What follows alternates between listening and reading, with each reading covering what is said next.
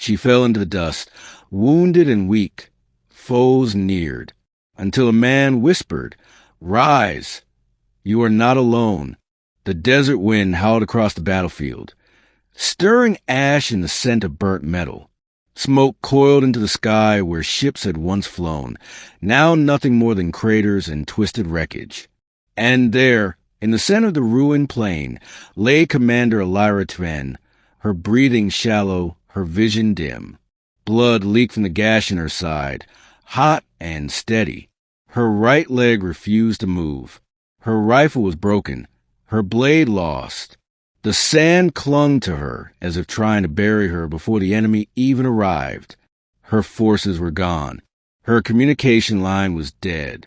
She was alone. Footsteps echoed through the dust. Slow, measured, many. Dozens of them. The enemy's approach. She gritted her teeth and tried to rise. Her arms gave out. Dust filled her mouth as she collapsed again. "Not like this," she gasped. Her enemies were closer now. She could hear them. Metal boots, breathing masks, blasters being cocked. She closed her eyes, preparing for the end. And then she heard it. A voice. A whisper. So soft it might have been the wind. But no. "Rise," it said. "You are not alone." Her eyes shot open. The voice was familiar, achingly so. She knew it. She hadn't heard it in years. "Cale," she whispered, heart pounding. But that was impossible. Cale was dead.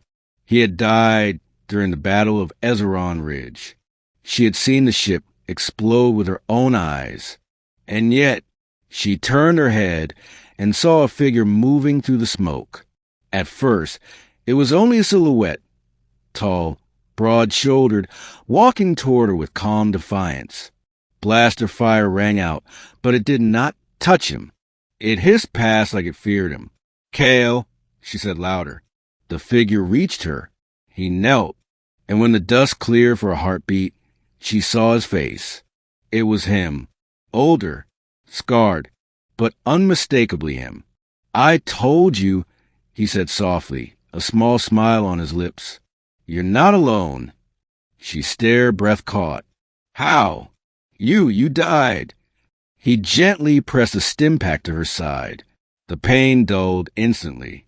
"They thought I did. I let them. You vanished. For years.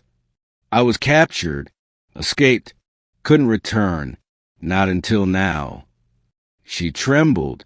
"I thought you were a ghost." He lifted her up with surprising ease. "I am. To them." Blaster fire erupted around them. Cale turned, firing with precision. 2 enemies fell. Then 3. Elira, still weak, leaned against him. "You're real." "I am." "Then help me finish this." They moved as one. Cale helped her to shelter behind a shattered supply hauler. She grit her teeth and grabbed a fallen enemy rifle. Her strength was returning, even if just barely. From the cover of smoke and wreckage, they fired. Her aim, though slowed by pain, remained deadly. Cale's was even better. Measured bursts, always center mass. The enemy advanced, expecting to find one broken soldier. Instead, they found 2 legends reborn. Elira grinned despite herself. "You always did show up at the last moment. You always needed saving." Cale shot back. "You liar," she laughed hoarsely. He grinned. "Maybe together." They pushed through the enemy ranks, Elira's tactical mind mapping routes, even while bleeding. Cale clearing the way like a storm. Every moment was a miracle, too perfect, too unreal. She had questions, so many. How had he survived? Where had he been? Why return now? But those answers could wait. They had to survive first. Hours later, the sun was setting, casting the desert battlefield in blood-colored light. The last enemy ship fled the horizon, retreating under the unexpected fury of 2 warriors who should not have been standing. Elira dropped to her knees beside a ruined transport, panting. Cale joined her, setting down his weapon. They looked at each other in silence for a long time. Then she said, "Tell me everything." And he did. Captured by an unknown faction. Tortured. Experimented on. Escaped through a prison riot. Years in hiding. Watching the war from the shadows. Waiting for the right time. "And then I heard your name," he said. "Heard you were leading the charge in the southern wastes. I knew you'd be alone out here." Her voice was soft. "You still remembered me." He looked at her like she was the only star in a broken sky. "How could I forget?" She leaned into him then, tired, but no longer defeated. In the weeks that followed, rumors spread that Elira Tven had survived the slaughter of her company, that she had walked alone through the desert to deliver battle plans that saved the colony, that a shadowy man had fought beside her. Some said it was a hallucination. Others said it was a ghost.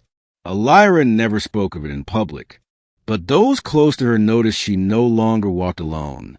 They noticed a scarred man who watched from the edge of every meeting room, who always stood with her when the odds were worst, and who, when she faltered, would whisper, "Rise, you are not alone."